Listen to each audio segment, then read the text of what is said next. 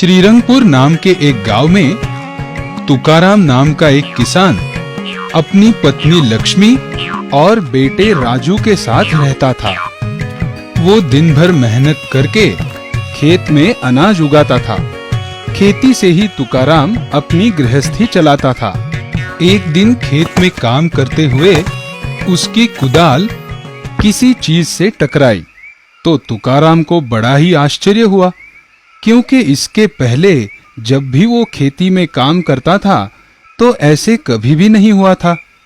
तुकाराम को लगा शायद पुरखों ने बहुत साल पहले सुरक्षित रखा हुआ खजाना अब उसे मिलने वाला है। तुकाराम ने तुरंत कुदाल चलाई। थोड़ी देर बाद एक डिबिया में तुकाराम को एक चश्मा मिला। वो चश्मा देख तुकाराम बहुत ही नाराज हुआ। उसकी सारी मेहनत और उम्मीद पर पानी फेर चुका था। दुखी मन से तुकाराम ने अपने आप से कहा, हे भगवान, ये क्या, इतनी देर मेहनत कर रहा हूँ और मिला क्या? तो बस एक चश्मा। ऐसा कह के तुकाराम वापस अपने काम में जुट गया। कुछ देर बाद तुकाराम का बेटा राजू दोपहर का खाने का डिब्बा लेकर खेत में पहुंचा। दोनों ने मिलके खाना खाया। राजू ने तुकाराम से कहा, पिताजी, अब थोड़ी देर आप आराम कीजिए, मैं खेत की रखवाली करता हूँ। ठीक है, लेकिन राजू अच्छे से ध्यान रखना खेत का, क्योंकि जंगली जानवर कभी भी खेत में घुस सकते हैं। जी पिताजी, आप आराम कीजिए, मैं ध्यान देकर खेत की रखवाली करता हूँ। तुकाराम निश्चिंत होकर एक पेड़ के नीचे आराम से लेट गया। उसके मन में ख्याल आया, क्यों ना एक बार यह चश्मा पहन के देखे।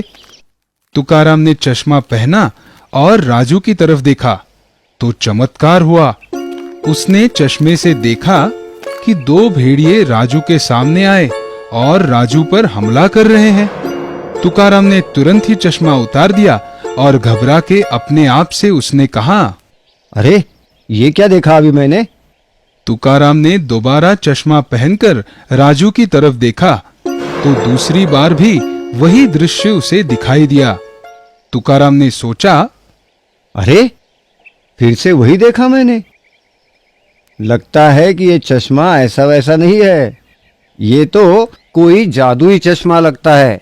इसी वजह से मुझे भविष्य में घटने वाली घटना दिखती है। तुकाराम तुरंत ही अपनी जगह से उठा और राजू को आवाज देकर कहा, राजू, मेरा आराम हो चुका है, अब तुम घर जा सकते हो।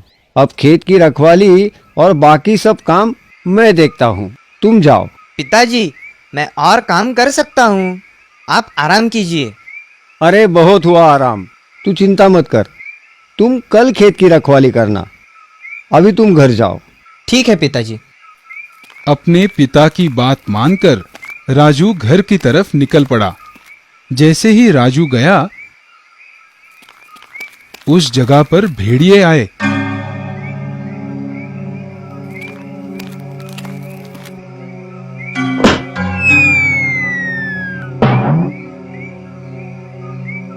पर तुकाराम ने उन्हें मारकर भगा दिया।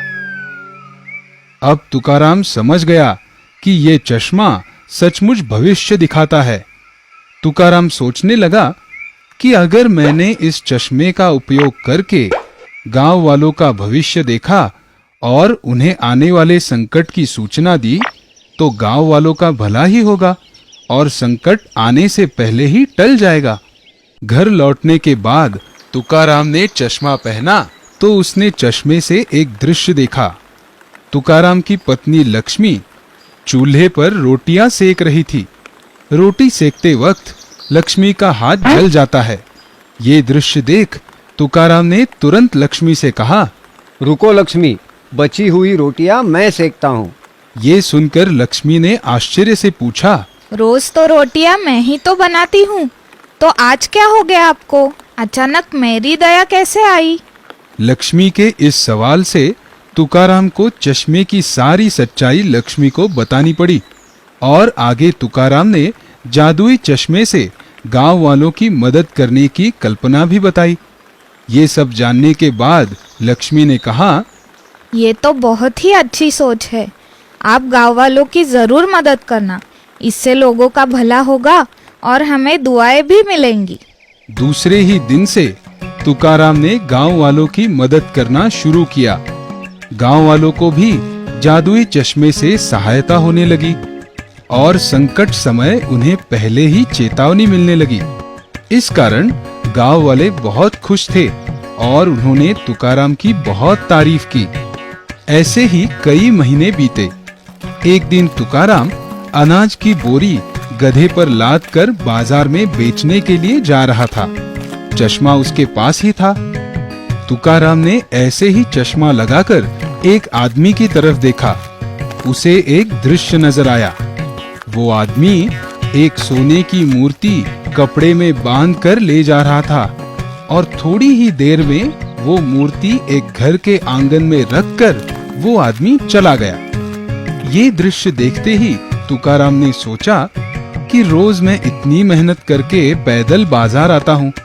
अगर मैंने ये सोने की मूर्ति चुरा ली और बाजार में बेची तो मुझे बहुत पैसे मिलेंगे और उन पैसों से मैं बैलगाड़ी खरीद पाऊंगा, जिससे मेरा बाजार आना जाना भी आसान होगा और मेरी परेशानी भी कम हो जाएगी। ऐसा मन ही मन सोचकर तुकाराम ने चश्मे से देखे हुए उस दृश्य के अनुसार आंगन से मूर्ति चुराई। बस तुकाराम वहां से भागने ही वाला था कि तभी पीछे से सैनिक पहुंचे और उन्होंने तुकाराम को पकड़ लिया। सैनिकों ने तुकाराम को गुस्से से पूछा, क्यों रे, ये मूर्ति तुम्हारे पास कैसे आई? ये महाराज के दरबार में रखी हुई मूर्ति है। ये मूर्ति चुराकर तुम भाग रहे थे क्या? अच्छा हुआ यही मिल गए। चलो अब तुम्हें महाराज के पास लेके जाता हूँ, चलो। तुकाराम ने सैनिकों को समझाने की बहुत कोशिश की, लेकिन सैनिकों ने उसकी एक न मानी और तुकाराम को ही चोर समझकर राजा के सामने हाजिर कर दिया। सैनिकों का आरोप सुनकर राजा ने तुकाराम को पूछा, क्या तुम अपने बचाव पक्ष में कुछ कहना चाहोगे?